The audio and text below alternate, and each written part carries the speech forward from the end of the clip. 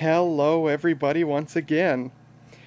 If you worked at a small television station in the 90s or 2000s, or you have an interest in vintage broadcast video equipment, you may recognize the piece of equipment that I'm going to show you today.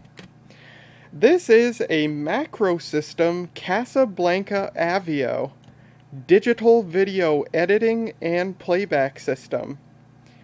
And I think this was made in the early 2000s. This belonged to the TV station, and at one point in the station's history, this was what edited the station's programming, and for the past many years, at least 10 years, it's been in storage. And we dug it out. Actually, a few months back, this has been in my possession, and I'm just getting to it now. A few months back, we dug it out, and I took it home because there may be some old programming on this, and we want to transfer that out in case we don't have any existing archive of it. So, I know absolutely nothing about this thing. I have not powered it on, and today we are going to learn together. We're going to see if it powers on together and see if there's any vintage programming stored on it. Now, when I first got this thing, I was pretty excited because I did some research and I found out that these are based on Amiga hardware. They've got an Amiga ROM, they've got a SCSI hard drive, they've got a Motorola 68K CPU in them. So imagine my surprise when I open this thing up and there's an Intel Pentium and an IDE hard drive inside it. I did some more looking, and indeed, apparently, later in the history of the Casablanca series of systems, obviously the Amiga computer systems were discontinued and faded away from history. They couldn't get the hardware or the software anymore.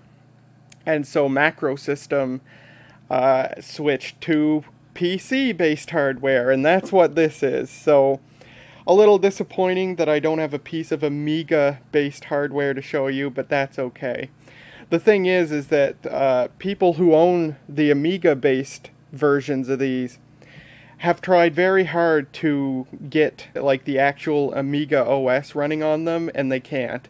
The Amiga versions of these you can't use as a general purpose computer. They have a very custom ROM, they are very locked down, you can't actually get Amiga OS to run on them. But this one's PC based, which I just learned exists apparently. So I'm very interested to figure out like what it's doing, if it's running Windows, like what's going on. I'm going to guess that it's not actually running Windows or any operating system off the hard drive, because this slot right here is a smart media slot. It takes a smart media card, which was a very old solid state flash memory card before the SD card, even before compact flash.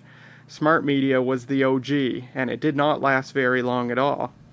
I got this with a Smart Media card, and the reason this took a Smart Media card was for firmware upgrades. So here's the card. It's got big weird contacts on it, and this, yeah, so I'm assuming that this boots directly off of ROM, and there's not, you know, an underlying Windows system. But there's a Smart Media card, and that would go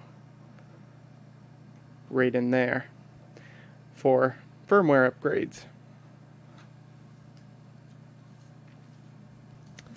So this thing is it's interesting. It's incredibly light. And of course, being inside this, I can tell you now, there's almost nothing in there.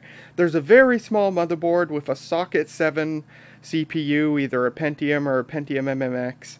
And there's an IDE, a 3.5-inch IDE hard drive. It's a Seagate Barracuda. And it's mostly plastic. It's very light, very hollow. There's not a whole lot going on here. Early Casablancas had a front door that flipped down and it revealed a floppy drive and some other stuff on the front. This doesn't have that. There's no floppy drive. that smart media card's the only form of data transfer in or out of the unit, besides video, of course. And if we go around the back, there's the power supply. It's a weird power supply, but it does plug into the motherboard just through a standard 20-pin ATX connector, and it's got a single 4-pin Molex coming out for the hard drive. Now, MacroSystem was a German company, and we can see right away that this was a computer designed in Europe because it has SCART connectors. 2 SCART connectors here. One that can be used as an input or output, and then a second one here that I believe just provides an output for a video monitor. And I got it with this little doodad. It has a switch on it, so you can switch it to whether these are inputs or outputs, because both are on the pins on this connector. And you can see for the S-Video connector, it actually says SVHS. The station, for the longest time, the station actually began in its early history mastering to VHS, and then it went to Super VHS, and it stayed that way for years and years and years until things went digital, and then they finally switched to mastering to DV.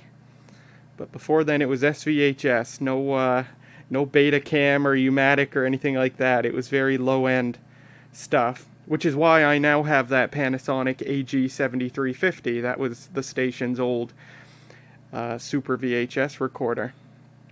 But yeah, this is good to have. So we've got our RCA jacks and an S-Video jack. We have a separate S-Video input and composite input, as well as stereo audio.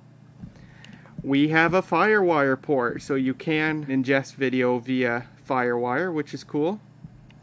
We got a PS2 port, which it says is for a trackball. I don't have a PS2 trackball. I'll just plug a PS2 mouse into this for testing. We've got 2 USB ports, one of which is labeled as for keyboard, so I can plug a keyboard in through a USB adapter. And we have a VGA output for a regular computer monitor. Because you can do not only the transfer of video in and out of the system, but you can do video editing. It was a self-contained non-linear editing system, which is pretty sweet. This says hard disk 20 gigabytes. I opened this thing up. It's actually got an 80 gigabyte hard drive in it. So I would assume it's not the original. Maybe it was replaced under warranty, or maybe it was just sent in and an upgrade was done. There's little in with this smart media card, there's these little strips of paper. You can barely read them anymore. It's thermal paper. And it just explains the licenses that this thing has. So there's a license for something called Bonus Pack. Yes. So here's a license, Avio HD Upgrade. So this thing was upgraded from the original 20 gig hard drive to an 80 gig hard drive. Well, that's the unit. We'll take a look inside this. So to get inside this thing, there's 4 screws on the bottom, and then the metal internal chassis here actually separates from, it's not connected to either the top or bottom case, so you got to be careful. But the easiest thing to do is just take the top half of the case off. So let me unscrew it and we'll take a look inside. And with those 4 screws removed, the top cover just lifts off. There's a ribbon cable to remove. And that lifts out of the way. And this is what we have. Like I said, half this case is hollow, but there's our hard drive. Seagate Barracuda ATA 4, 80 gigs. Now, this metal chassis may look kind of sealed, but turns out you can just remove the lid by shoving it that way, and it lifts off. And yeah, aside from the 20-pin ATX and a socket 7 CPU, this is where the similarities to a PC end. Very strange shaped custom motherboard in here. On top of it is this daughter board, which provides the video translation for all the composite and S-video and the DV. How much RAM do we have? It's PC133 RAM. I can't actually, doesn't appear to actually state the capacity, but we've got some amount of RAM in there. Other than that, looks okay. Capacitors aren't bloated or anything. We'll see what this thing does. It hasn't been powered on in years and years and years. So I'll put this thing back together. I will bring over a computer monitor. I'll also bring over a video monitor to hook to the video output. And keyboard and mouse. And we'll see what this thing does when we plug it in and turn it on. Welcome back. I've got a VGA monitor hooked up, a PS2 keyboard through a PS2 to USB adapter, a PS2 mouse. I'm using this Funai built television set for a playback video monitor. And the only thing left to do is connect the machine itself to power. So let's do that now and hope it doesn't explode. It's plugged in. We have a red light. Don't know what that means. Gonna hit the power button. Whoa! Okay, I heard the hard drive spin up. It's not making any bad noises. No activity on the VGA monitor. There we are. That must be the CPU fan. Yeah, I think the CPU fan's growling. That's okay. Here we are, and I have nothing on the VGA monitor. It's doing everything right from the TV here, which is interesting. This is the first time I've ever seen this. I have no idea how to use this. System settings.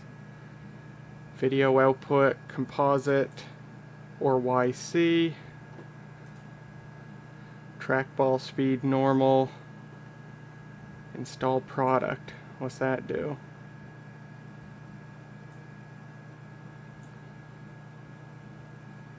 Oh. Okay. Get out of that. And get out of that. Video setting. Oh. Okay. I wonder why it's not using the VGA. I thought the user interface was supposed to be on the VGA. There's record, edit, finish. How do you play back stuff that's currently on it? Transitions. Yeah, so this is a character generator as well, which is pretty cool.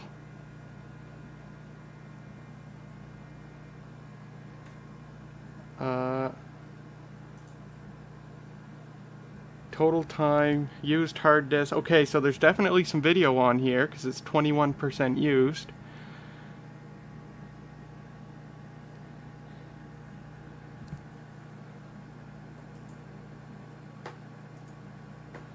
Total time, video and audio, 1,041 minutes. So if I go to edit, I go to add. No. What about insert? No.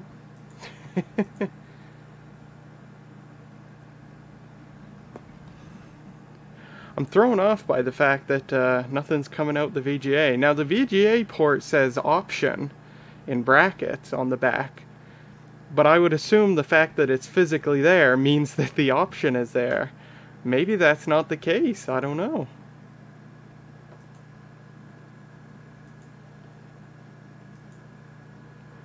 Nothing I click does anything.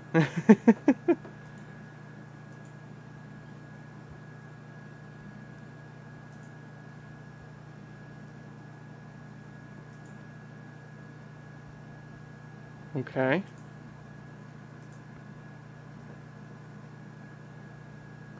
Oh, I'm apparently creating a countdown effect. Oh my god, it's gonna take forever to render. It has to like render it out.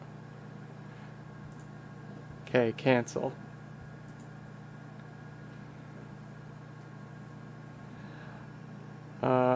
Alright, get me out of here. I don't know what I'm doing. Let me dink around with this and just, like, what is finish? Okay, so that's to record an edited project to a videotape. Yeah, let me play around with this, because I have no idea what I'm doing. So, I figured it out. Basically, to do any playback, you have to select a project. And I basically just selected the project and clicked play, and it's been going along for almost 10 minutes now. It played the O Canada station sign-on, which we still use today, and then it played the CHCT TV station ID. It's done that twice. It's played a bunch of these body break shorts. There's a bit of a throwback. So yeah, so far the stuff on this is at the earliest 2006. That's when we got our broadcast license. Between 2006 and 2012. 2012 was when we became CHCO TV. But yeah, we've got a bunch of stuff playing, and I'm just having fun playing it along here. There's the station ID. This is channel 26, CHCT TV, St. Andrews Independent Community Television. I like that station ID. It also played the bingo intro, old bingo intro from when we first started doing bingo. So yeah, somebody just strung they recorded a bunch of stuff into this and just strung it all together in a project, I think just to use it for like commercial playback maybe? Because I can't imagine that this was used as the actual main over-the-air playback. Especially since so far it's just playing a string of commercials. Let me get out of this here. So we're in the video editor, and yeah, someone put in a bunch of stuff. O Canada, station ID, bingo intro. Yeah, I don't know if I can play stuff. Can I play it from here? Yeah. Live from the CHCT TV studios in St. Andrews, this is Community TV Bingo, where you could win over $1,000. We'd like to remind players that a ball called is a ball played. So there are multiple winners in one game. The prize is divided equally. Good luck, and let's play bingo.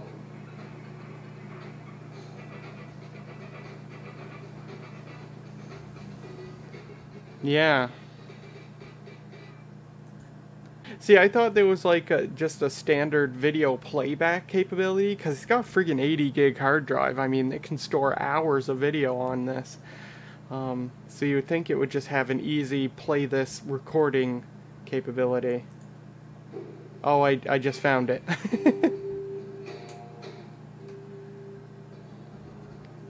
Okay, so there's that. So if 20% of the hard drive is in use, I mean, there's got to be a lot more on this than just these clips, isn't there? I would think. Oh, wait. Oh no, that's 3 minutes. 3 minutes, 3 minutes, 4 minutes, 4 minutes. Oh, maybe that's it. Maybe that's all that's on here. I mean, it doesn't scroll or anything. Oh, yes, it does. Okay, so this is our catalog of video. I see. I found the character generator function, and again, looks like it's already had some stuff put into it. 2010? Wow, they were still using this thing in 2010. So we must not have had the Power Mac G5 yet, even though the G5 was obviously made long before 2010, but we must have got it used. Wow, 2010 this thing was being used. I played around with the character generator, and I managed to make this.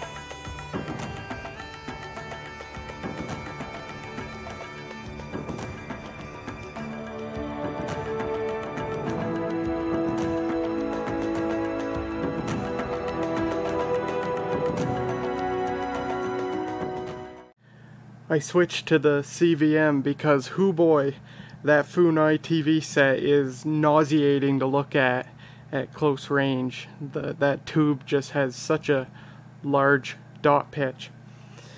Well guys, I think that's all there is to show of the MacroSystem Casablanca Avio video editing system from the earlier mid-2000s.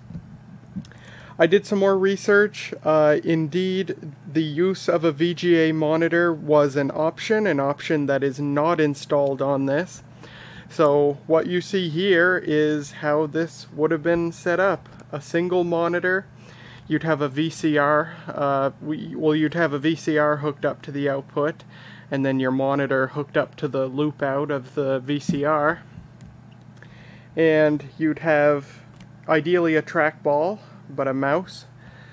And you don't even need a keyboard because it provides an on-screen keyboard, but it certainly makes it easier if you have a keyboard. And there you go, you have an entire video recording, editing, and mastering system all in one box. Kind of a neat system, and it's not quite what I expected. I was expecting a higher end, more professional oriented system, but it turns out that these were made for the prosumer or even the consumer market. These were meant to be simple, low-end, and above all, easy to use. Hence the very simplistic interface.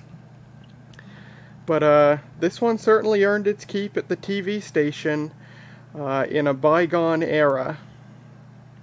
And it's neat to see that it still works. My job now is to see if there's any video stored on here that should be archived. I see some stuff that I'll archive just to make sure. But what I need to do is I've got to crack open that SCART adapter because the S-video output on it is not working. So I got to see what's up with that. If I'm going to transfer video off this, I really want that S-video output. But there you go. What a neat little system. Maybe I'll do more with this in the future. Maybe it'd be fun to just use this to make a YouTube video. I'm already set up for it. I'm using a DV camcorder. You know, transfer the footage into it, do the editing and any titling that I usually do, which is often very basic. I could transfer my end screen over via video playback. And yeah, that would be kind of neat to do. Maybe something to do in a live stream someday. But this is nothing compared to another piece of equipment I have to show you in the future.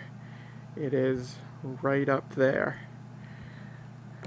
But until then, thank you so much for watching and exploring a neat piece of video equipment with me. And I will see you next time.